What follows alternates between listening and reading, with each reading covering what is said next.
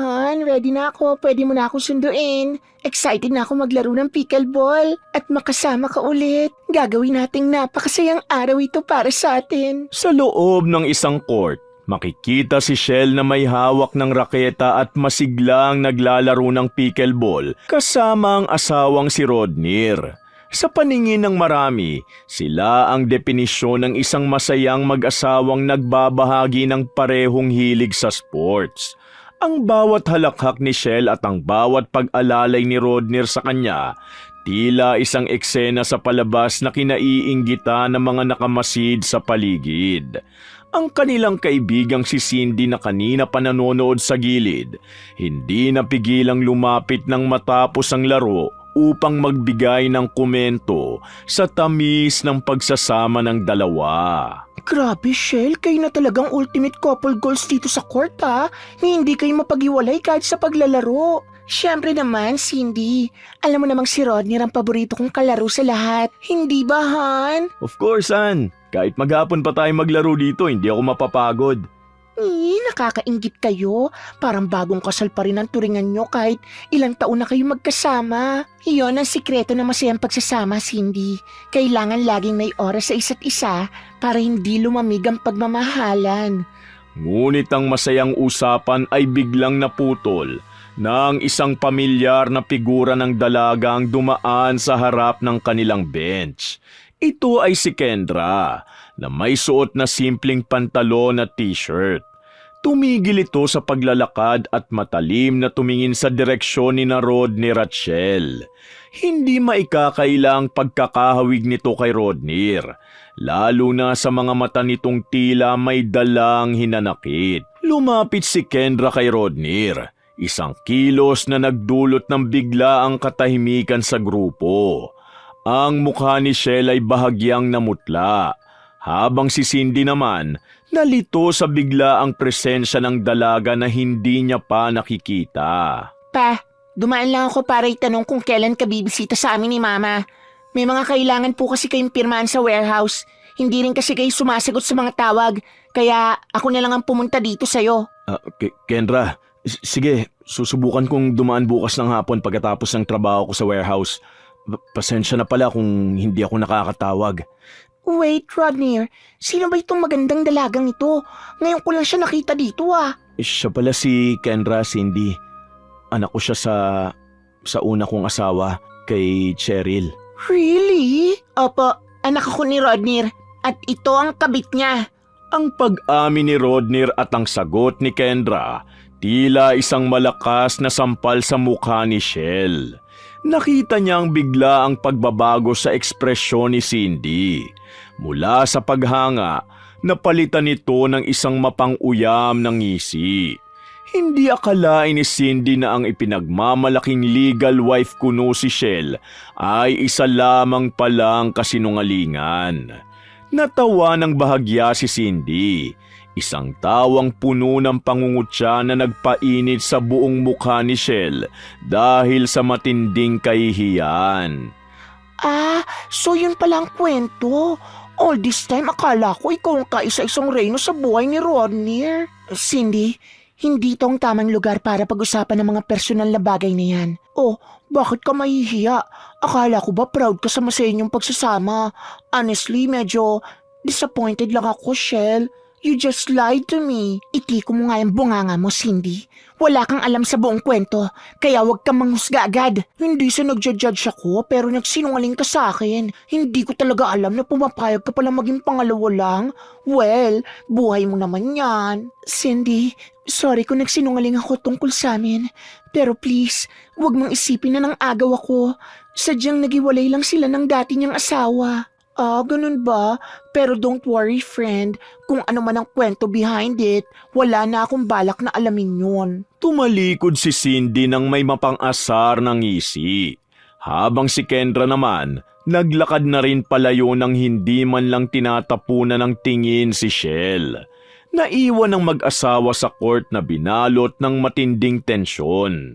Nanggigil si Shell sa galit at ang kanyang mga kamay mahigpit na nakakapit sa kanyang raketa habang pinanonood ang pag-alis ni Cindy at Kendra. Gusto niyang sugurin ang kaibigan at si Kendra dahil sa pangiinsultong ginawa nito sa kanya.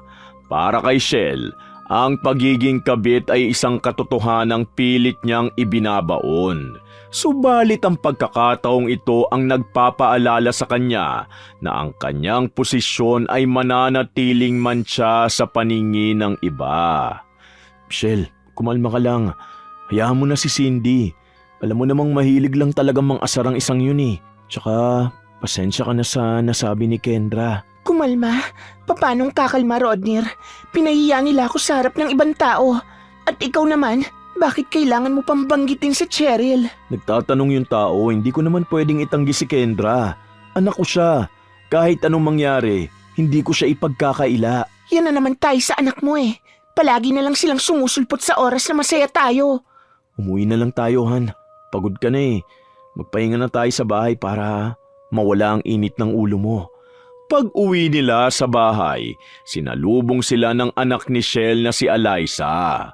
Ang dalaga ay abala sa kusina at nagluto ng masarap na hapunan para sa kanila. Sa loob ng kanilang magarang bahay, tila bumalik ang imahe ng isang perpektong pamilya. Habang kumakain sila ng masarap na ulam na inihanda ni Eliza, nagkukwentuhan sila tungkol sa mga simpleng bagay. Si Eliza naman ang nagsisilbing pandikit sa relasyon ni Shell at Rodnir. Ang batang nagpapaalala kay Rodnir na may bago na siyang buhay na dapat pahalagahan. Subalit sa kabila ng tawanan, napansin ni Shell na paminsan-minsan natutulala si Rodnir habang nakatingin sa kawalan. Tila may malalim na iniisip na hindi niya maibahagi. Tito Rodnir, nagustuhan niyo po ba yung niluto ko? Bakit parang hindi ka naman kumakain? May problema po ba? Wala, Eliza. Medyo marami lang talagang iniisip tungkol sa warehouse. Sigurado ka bang trabaho lang yan? O baka naman ang unang pamilya mong iniisip mo? Shell naman, ayan ka na naman eh. Wala ka ng ibang bukang bibig kundi yung una kong pamilya. Mami, kumalma din kayo. Pareho lang kayong pagod kakalaro eh. Mabuti pa, humigop kayo ng sabaw para mahimasmasan. Natapos ang hapunan ng may bahid na pagdududa sa puso ni Shell. Hindi siya mapakali sa tuwing nakikita ang asawa na tila lumilipad ang isip. Nung gabing yun, habang mahimbing na natutulog si Rodnir, hindi napigilan ni Shell na abutin ang cellphone ng asawa na nasa ibabaw ng side table. Maingat niyang binuksan ang socials nito. Ang kanyang puso ay mabilis na tumibok dahil sa kaba at selos. Hinanap niya ang recent research history ni Rodnir. Umaasang wala siyang makikitang masama. Ngunit halos tumigil ang kanyang mundo nang makita ang pangalan ni Cheryl sa pinakataas ng listahan. Ang asawa niya sa kasalukuyan na nangakong kinalimutan na ang nakaraan, lihim pa palang nanonood sa buhay ng dating asawa. Sa loob ng isang simpleng bahay na pinaliligiran ng mga antigong kagamitan, payapang kumakain ng hapunan ang mag-inang si Cheryl at Kendra.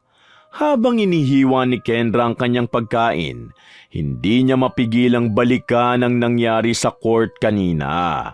Ang bawat salitang binitiwan niya sa harap ni Rodnir at Shell ay tila isang matamis na tagumpay na nais niyang ibahagi sa kanyang ina. Alam ni Kendra ang bawat patak ng luha na inilaan ng ina noon, kaya naman bawat pagkakataon na meron siya para saktan ang damdamin ng mga nanggugulo sa kanilang pamilya, hindi niya pinalalampas. Ma, nakita ko sila kanina sa court. Naglalaro ng pickleball at akala mo silang pinaka-perpekto mag-asawa sa buong mundo. Hayaan mo na sila, Kendra. Alam mo namang mahilig talaga sa atensyon ng tatay mo at ang babaeng yun. Sinadya kong ipahiya si Shell sa harap ng mga kaibigan niya. Anak naman, huwag mo na masyadong paguri ng sarili mo sa paghihiganti. Wala na tayong mapapala sa kanila. Pero ma, hindi ako papayag na gano'n na lang siya umasta na akala mo siyang legal na asawa. Alam naman ng lahat na isa siyang ahas. Napangiti ng mapait si Cheryl habang tinititigan ang kanyang anak. Sa loob ng mahabang panahon, pinilit niyang ibaon ang galit at pait sa kanyang puso. Ngunit ang bawat pagbanggit sa pangalan ni Shell ay tila nagbubukas ng isang lumang sugat. Ang kanilang kwento, hindi lamang tungkol sa isang simpleng pagtataksil. Sina Cheryl at Rodney ay nagsimula bilang high school sweethearts. Ang klase ng pag-ibig na inaakala ng lahat ay tatagal hanggang sa huling hininga. At sa bawat yugto ng kanilang relasyon, nandoon si Shell bilang kanilang matalik na kaibigan at tila number 1 supporter. Saksi si Shell sa lahat ng hirap at ginhawa ni na Cheryl at Rodney. Hanggang sa ikasalang dalawa at mabuo ang kanilang pamilya kasama si Kendra. Noon ay may sarili ring pamilya si Shell. Ngunit maagang kinuha ang kanyang asawa dahil sa isang malubhang karamdaman. Dahil sa awa at sa lalim ng kanilang pagkakaibigan, si Cheryl pa mismo ang nag-udyo kay Rodney na tulungan si Shell sa panahon ng depresyon nito. Binuksan nila ang kanilang tahanan para sa isang kaibigang nagluluksa. Nang hindi namamalaya na sa likod ng mga hikbi ni Shell, may namumuong desperasyon na agawin ang katuwang ng iba. Ang tiwalang ibinigay ni Cheryl ay naging sandata ni Shell upang unti-unting akitin si Rodney hanggang sa tuluyan nitong sumuko sa tukso. Nang malaman ni Cheryl ang katotohanan, gumuho ang kanyang mundo. Subalit pinili niyang lumayas bitbit ang kanyang anak na si Kendra. Iniwan ang lahat maliban na lamang sa kanilang pinagsamahan sa wood business na hanggang ngayon nagtatali sa kanila ni Rodney bilang co-owners. Ma, tulala ka na naman. Iniisip mo na naman ba ang mga nangyari noon? Pasensya na anak. May mga alaala lang talaga na biglang sumasagi sa isip ko kapag pinag-uusapan natin sila. Sorry po kung nababanggit ko pa sila. Alam ko namang masakit pa rin para sa inyong lahat. Ayos lang ako, Kendra. Tapos na ang panahon ng pag-iyak. Masaya na ako nakasama kita at maayos ang takbo ng buhay natin. Sadyang maldita lang po talaga ako siguro. Hindi ko lang mapigilang manggigil tuwing naaalala kong ginawa ng kabit na yun sa atin. Natapos ang kanilang hapunan, si Cheryl ay bumalik na sa kanyang silid. Iniwan si Kendra sa paglilinis sa kusina. Sa loob ng silid ni Cheryl, kinuha niya ang isang lumang litrato nilang tatlo. Siya, si Rodney, at si Shell noong mga panahon na tila totoo pa ang kanilang pagkakaibigan. Habang tinititigan ang mga nakangiting mukha sa litrato, hindi niya maiwasang maramdaman ang hapdi ng bawat alaala. Hindi lang ang pagtataksil ni Rodney ang pumatay sa kanyang puso, kundi ang bawat salitang binitiwan ni Shell nung gabing huli silang nag-away bago siya tuluyang lumayas. Ang mga salitang tila mga pako na bumaon sa kanyang pagkatao na naglantad sa tunay na kulay ng babaeng itinuring niyang higit pa sa kaibigan. Huwag ka mag-inarte, Cheryl. Akala mo ba ikaw talagang mahal ni Rodney simula pa nung high school?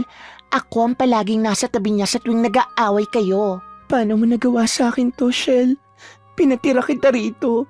Tinulungan kita nung nawalan ka ng asawa. Tapos ito ang isusukli mo.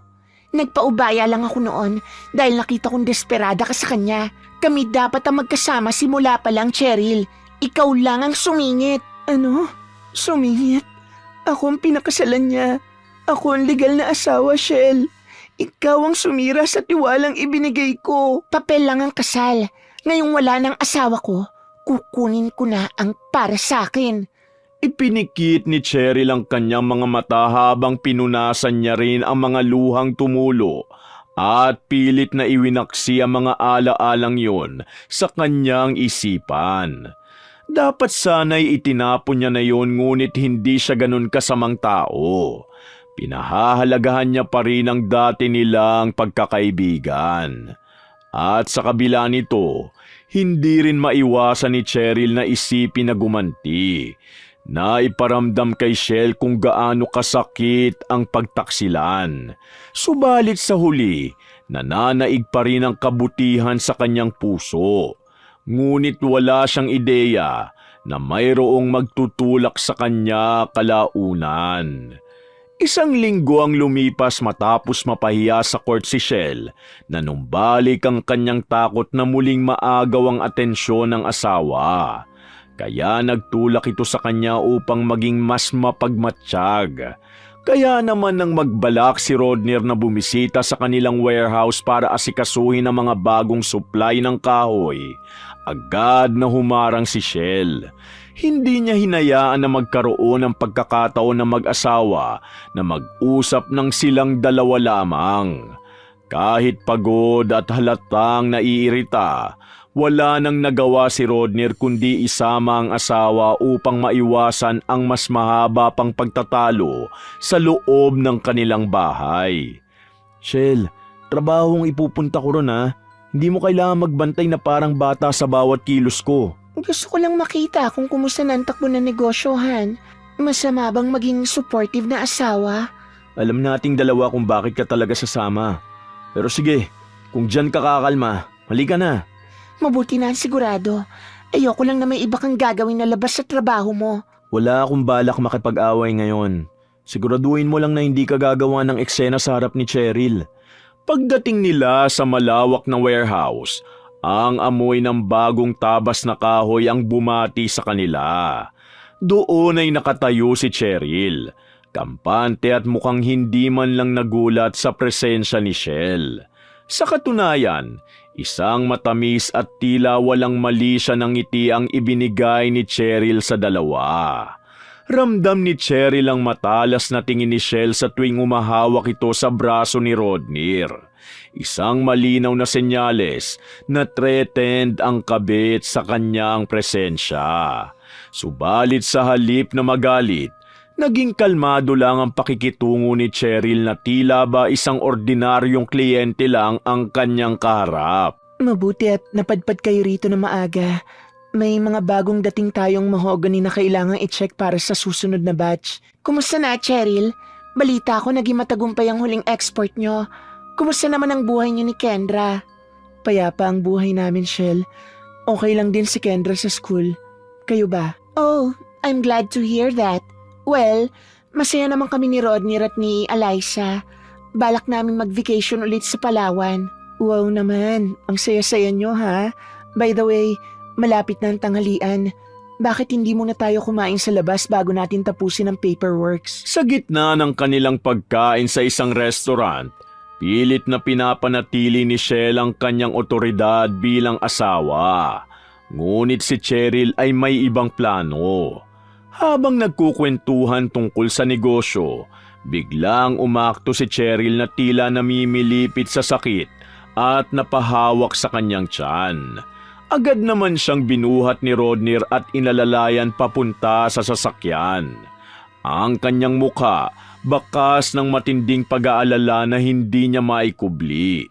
Habang iniwan nila si Shell na tulala sa mesa, habang pinagmamasda ng dalawa, isang eksenang tila sumampal kay Shell na sa kabila ng lahat, si Cheryl pa rin ang inuuna ng kanyang asawa. Rodney, saan mo siya dadalhin?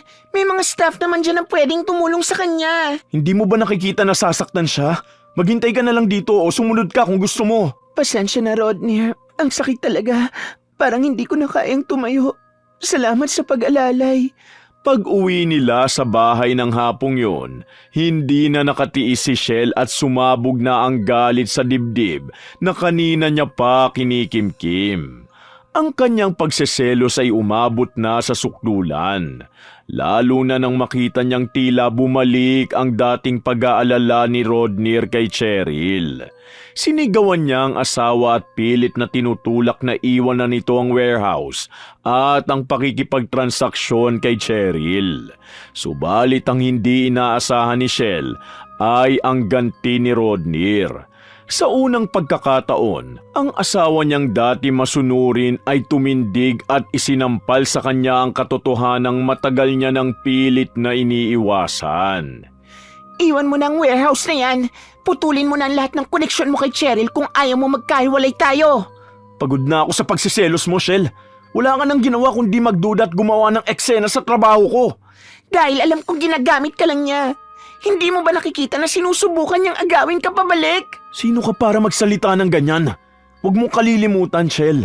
Ikaw lang ang kabit dito. Ikaw ang pumasok sa gitna namin. Anong sabi mo? Rodney, ako ang kasama mo ngayon. Paano mo nasasabi sa akin ang mga salitang yan? Nanlumo si Shell at natulala ng talikuran siya ni Rodney at magkulong sa kwarto. Ang salitang kabit ay umaalingaw-ngaw sa kanyang pandinig na tila isang sumpa. Samantala, sa kabilang panig, hindi mapigilan ni Cheryl ang mapang-uyam ng ngiti nang tumunog ang kanyang cellphone. Si Rodney ang tumatawag, humihingi ng paumanhin at gustong makipag-usap ng masinsinan. Alam ni Cheryl na ito na ang pagkakataong hinihintay niya. Kinuha niya ang isang maliit na bote na may lamang pulang likido. Ang love potion na binili niya mula sa isang misteryosong matanda sa Tiangge. Hindi dahil mahal pa niya si Rodney, kundi dahil gusto niyang makita ang tuluyang pagbagsak ni Shell. Lola, sigurado po ba kayo nagagana ito? Oo, iha. Ang bawat patak yan ay magdudulot ng pagkahibang ng taong gusto mong puntiryahin. Pero hindi ko na siya mahal, Lola. Gusto ko lang makaganti sa kabit niya na sinira ang pamilya namin. Makakatulong yan sa'yo kung yon ang binabalak mo. Basta tandaan mo, isang patak lang nito magdudulot na ng matinding pagkahibang ng isang lalaki. Yun ang naging usapan nila ng matanda nung nakaraan at hindi maiwasan ni Cheryl na matawa habang iniisip na ang pagkakataong makapaghiganti ay nasa kanyang mga kamay na.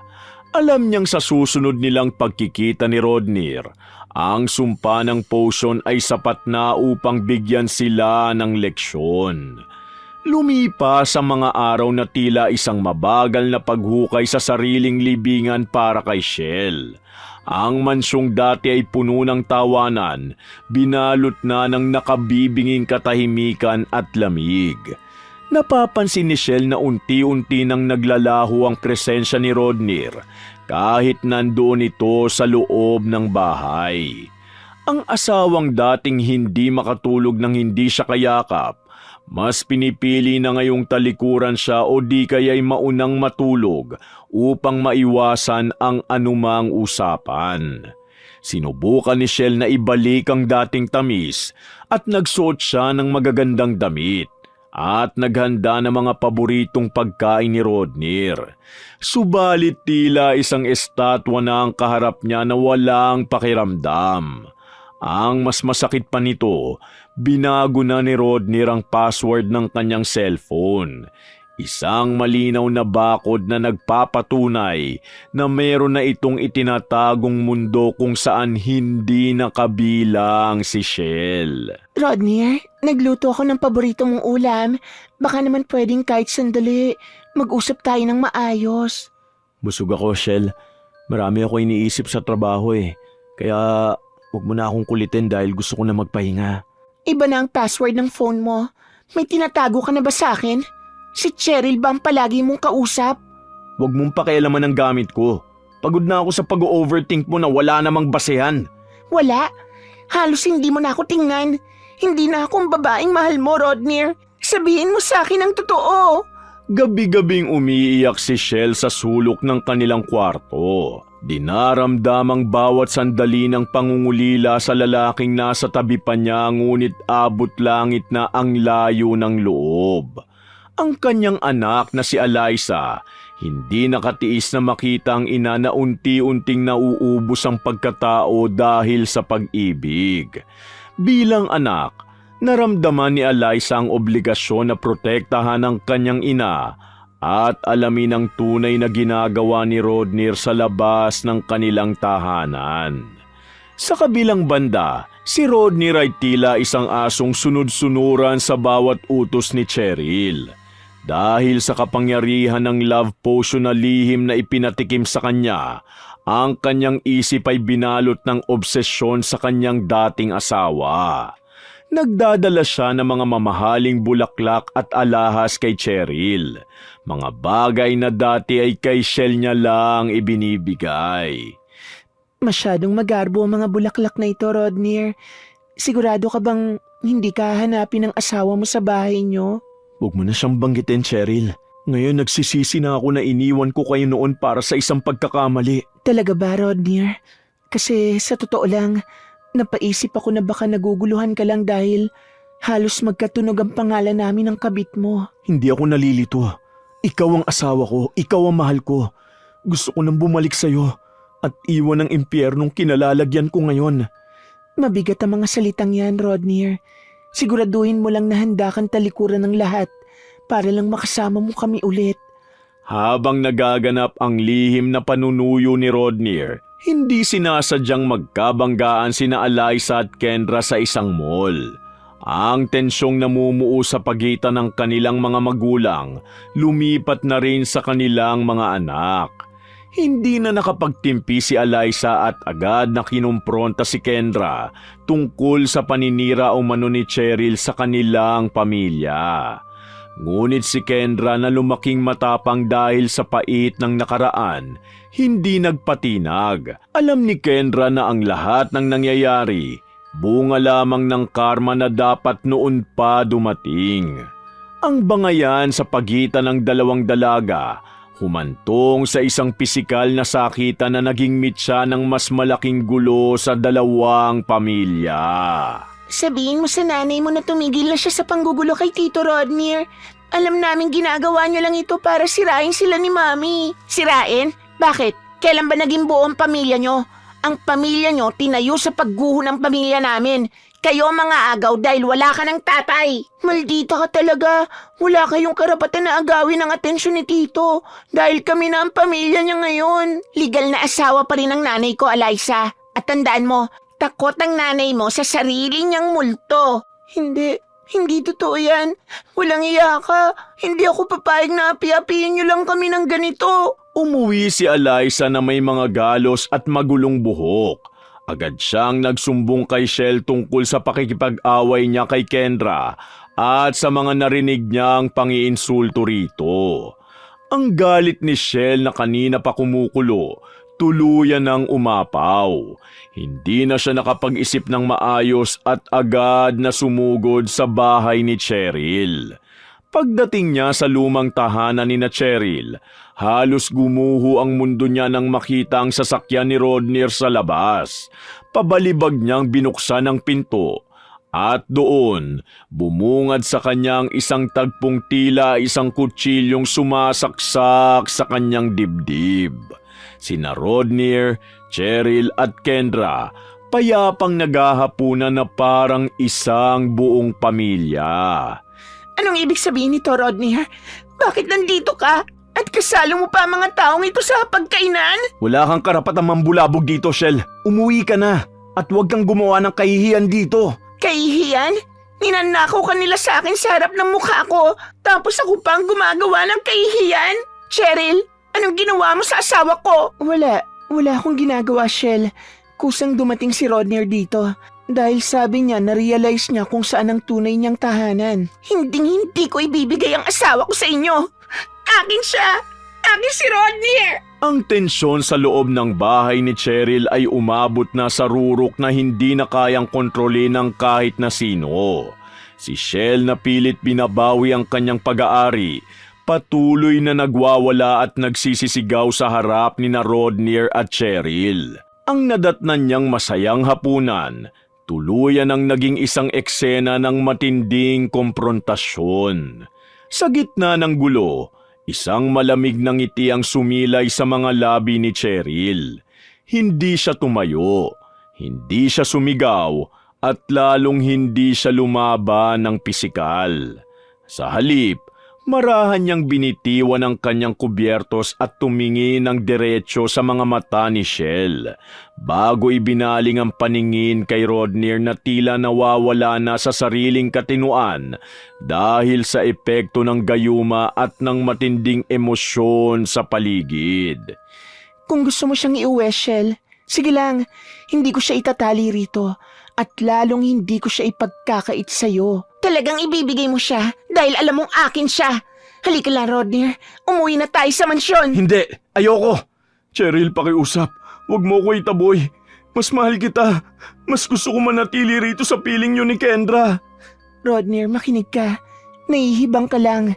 Sa tingin mo ba tatanggapin pa kita matapos ang lahat ng ginawa niyo ni Shell? Pero Cheryl, sinabi mo kanina na mahalaga ako sa'yo.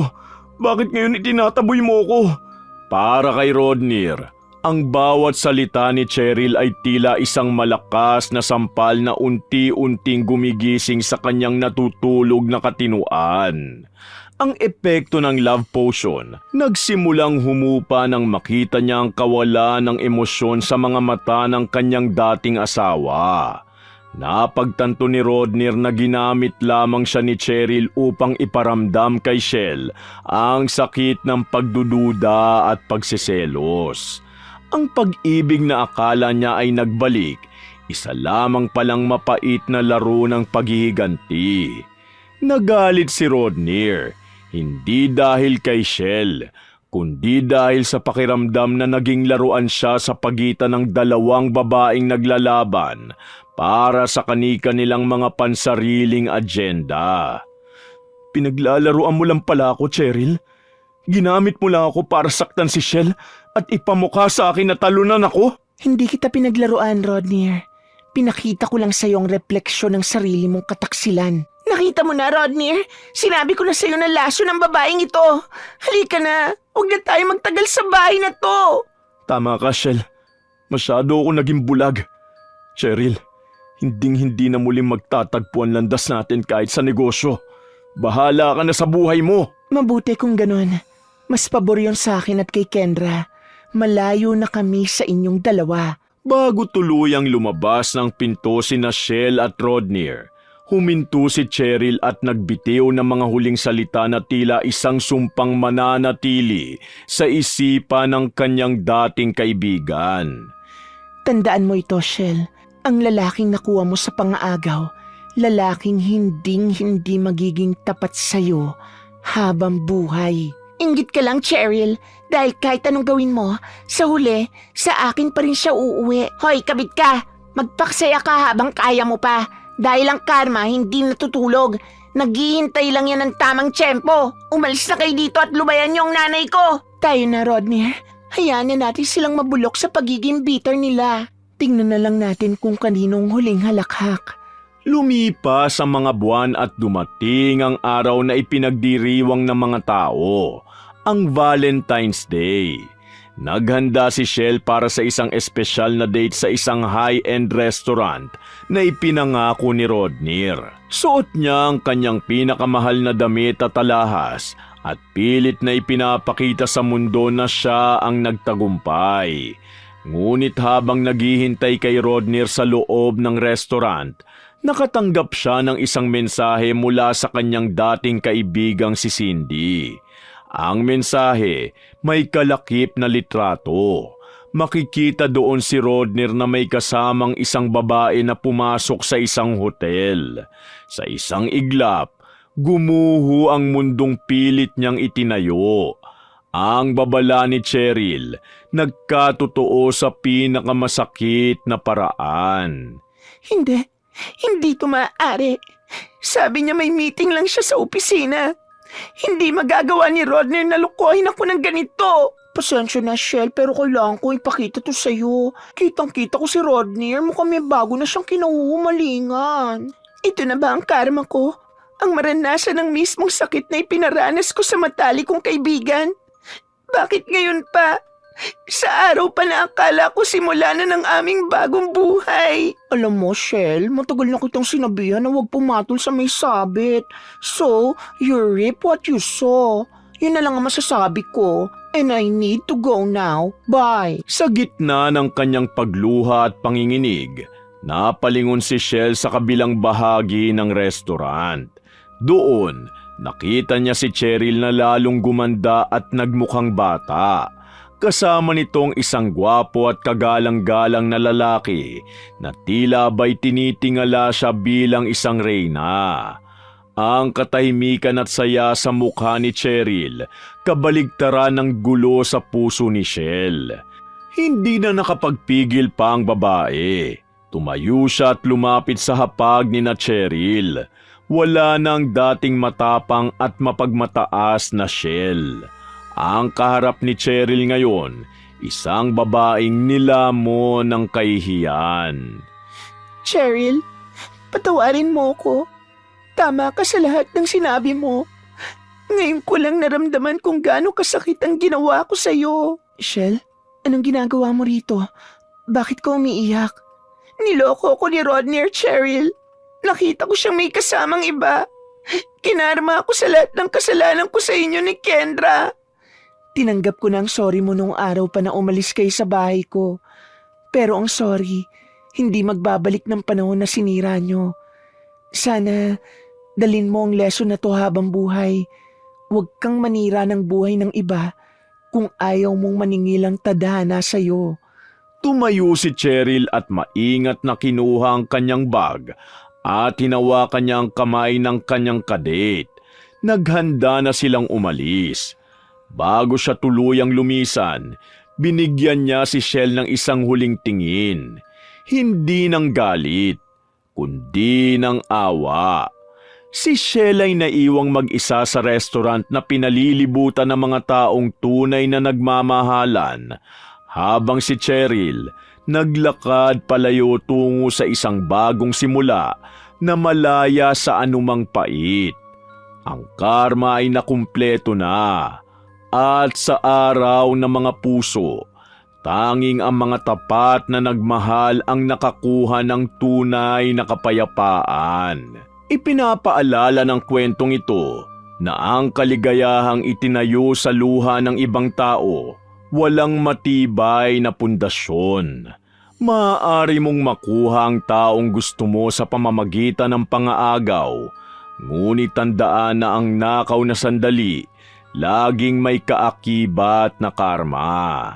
Sa huli, mas masarap pa rin ang magmahal ng wala kang sinasagasaang ibang puso. Wakas! Happy Valentine's Day po at shoutout uli sa commenters ng last story natin. Kina J.R. Talya, Jackie Semanya, sina Cherry Mukbangas MR, Amanda Joyce Page from Angeles City, Nida Pangilinan, Emily Sauro, Lakshmi from California, USA, Julius Deloro at sa Gonzaga, Royo at Deloro family, Flor Diles from UAE, Robina Flamiano, Norvia Cabanyero, Jack 20M, Daily Motive, Elizabeth Dunca from California, USA, kina Ronald Bel Sabahado from Imus Cavite, Chris Villanueva at Adrian Bahado, Yasten Love, Virginia Divina from Saudi Arabia, Rosalina Bugayong, Pamela Allen, Noemi Garcia Pabunan from Hong Kong, Raven Tennyson at kay Lola Feli, Ramel Siraspe, Janine Vicente, Christina Peru, Resel Galope, Miss A Stories, Mercy Grace Shotting, Reka Jukoy, Josephine Beroya, Virginia Bele, Zane Axel Ranada, Gia Gigi, Merly 7821, Robina Flamiano, Nor Hidaya Omar, Kim Bara, Marisa Licoto from Catanawan, Quezon at sa asawa niyang si Ruel Penolio, Jen Esto from Hong Kong, Reyna Ami, Delia Catu at sa asawa niyang si Alex Catu at sa mga anak na sina Michael, Michelle, Arichu at sa mga hipag na sina Neng, Terry Bukol, Ina at Kay Katumili, Ben Abanyo, Mirasol Masuher, Jocelyn Morilla, Arlene Torquisa, Crisgel Mamado, Bernadette Arcalas, Flor Diles T9M from UAE, Maridin Leonardo from California, USA,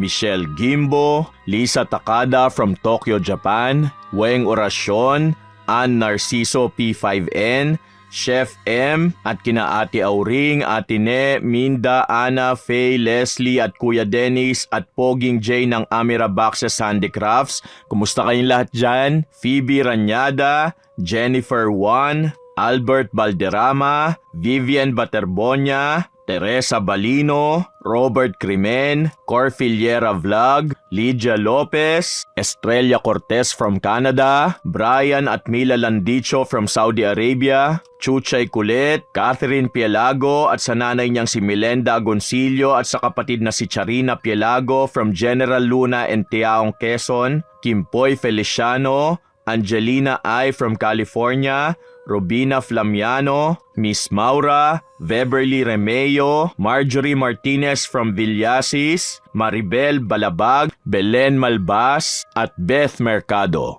Maraming salamat po at pagpalain tayong lahat ng poong may kapal.